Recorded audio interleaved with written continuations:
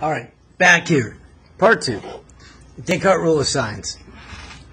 So we talked about Descartes rule of signs as a way to get through a long list in a more efficient way. And what it looks at is the signs of the coefficients and if there's any sign changes. So variations, just a tricky word for the word change. How many sign changes are there? So if I go from 4 to -3, that's a sign change. -3 to 7, that's a sign change. 7 to +1, no sign change. Positive to a negative, negative to a negative, no sign. So how many times did I change? 3.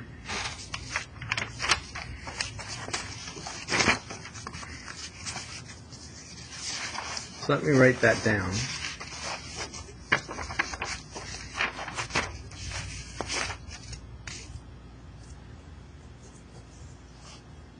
Now, Descartes' rule of signs says this, that given a polynomial written in standard form with real coefficients, look, the number of positive real zeros is equal to the number of sign changes, or less than that by an even number.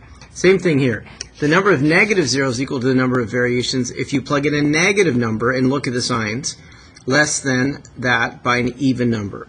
With Descartes' rule of signs repeated, zeros are included. Therefore, a zero with a multiplicity of m is counted as m zeros. So if there's a multiplicity, it's considered like a multiplicity of 2 means there's 2 zeros. All right, let's just practice this.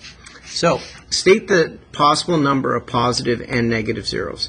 So what I'm going to do is I'm going to put a plus sign. That's a positive number.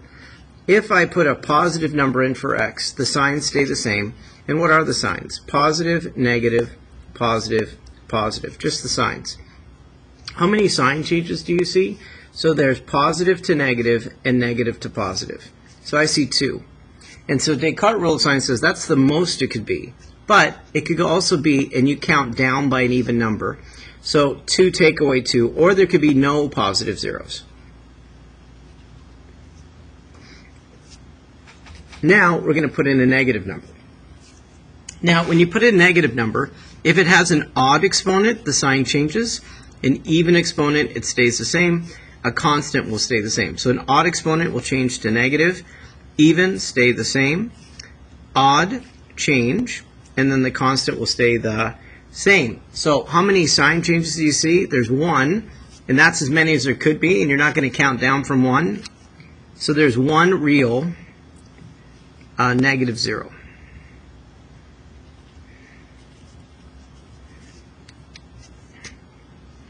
Number 2.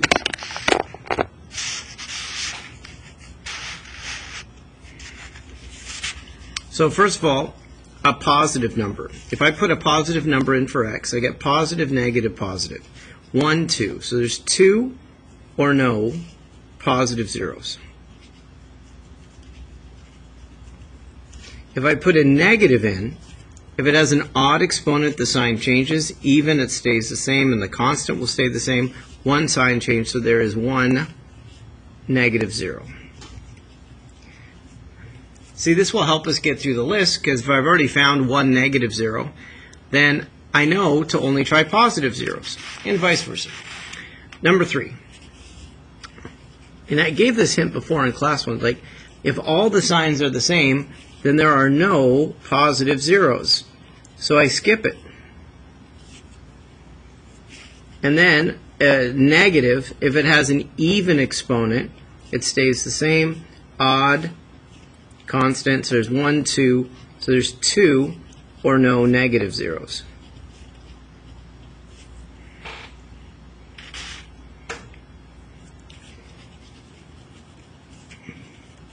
So I'm going to put down the signs. Oops, 8. Positive 8. So 1, 2, 3, 4. So there's 4, 2, or no real positive zeros. Now, notice that 4 is the maximum number, and then I count down by 2 until I get to none or 1. You can't have a negative number of real zeros. So we have the most, count down by 2, and then it helps us get through that list. How about for negative? So it's a negative, a negative, a negative, a negative, a negative, and the last one is Positive, so that's only one sign change. So there is one negative 0. All right, turn the page. So again, practice, you then me, and then play the video, see if it's the same.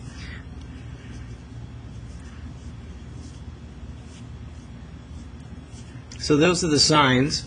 So 1, 2, 3. So there's 3, count down by 2, so it's 3 or 1, real positive zeros. Now real means it could be rational or irrational. The other one, negative, so if it has an even exponent, it stays the same. Odd, it changes, stays the same. Odd exponent changes, and the constant will stay the same. Only one sign change. So try number 6. Then I'll do it. So for a positive number, you have negative and a positive. That's one sign change. So that's 1 positive 0. If you put a negative in, stays the same and changes, there are no negative zeros.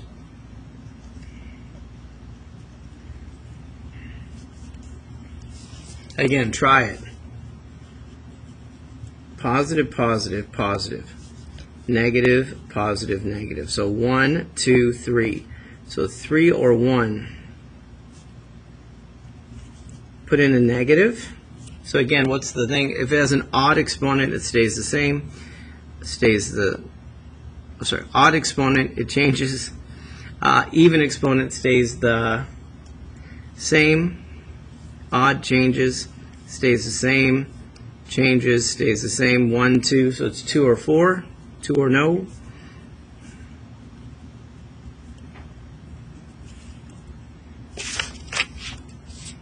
One more time. So for a positive number, it's negative, positive, positive, positive. That's only one sign change, so it's 1 positive 0. And then for a negative number, if it's an odd exponent, the sign changes. Even stays the same. So 1, 2. That's 2 or no.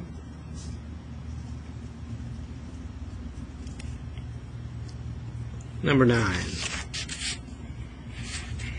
So now, can we apply this to help us with our list? So we have a list of 1, 2, 4, and 8. So if I look at the signs here, positive, positive, positive, negative, negative. What does that tell me? There is 1 positive 0. So if I find the 1 positive 0, because there's one sign change, then I know to go to the negative numbers, and I spend less time trying numbers that will not work. So you have 1, 6, 7, negative 6, and negative 8. That adds up to 0.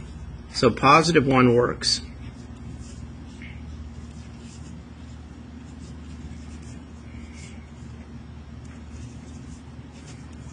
Now I know, don't try any more positive numbers because you found the 1 positive number that works. Now go to the negative numbers. And notice all the signs are the same.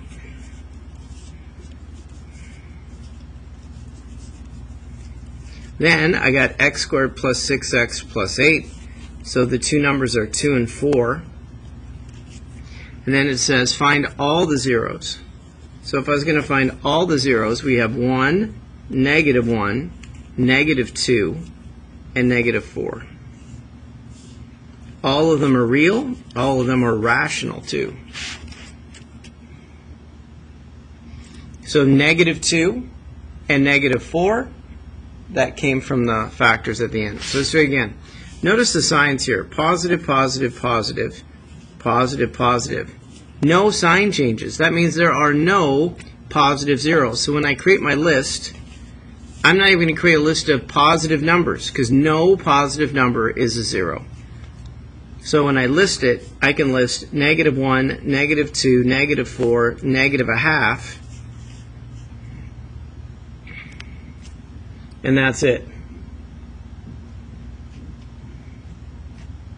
Now, for the negative ones, so this is for if it's a positive number. For a negative one, stays the same, it changes, stays the same, it changes, and stays the same. 1, 2, 3, 4. So it could be 4, 2, or even no negative zeros. There may not even be a negative 0 in there. So when I do synthetic division, I'm not going to do any positive, so I'm going to try these negative ones and find the one that works.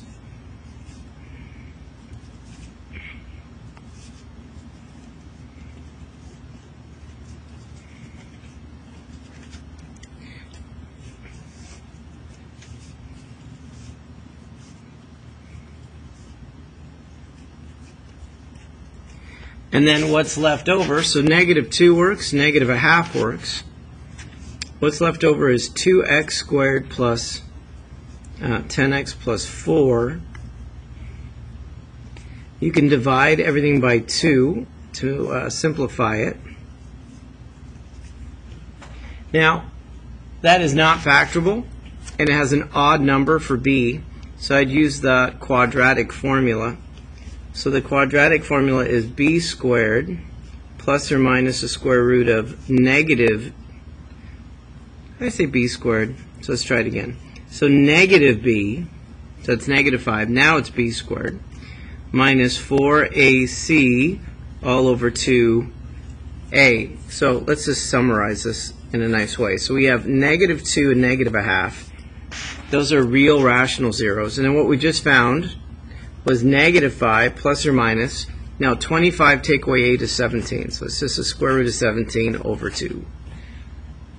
Irrational, rational.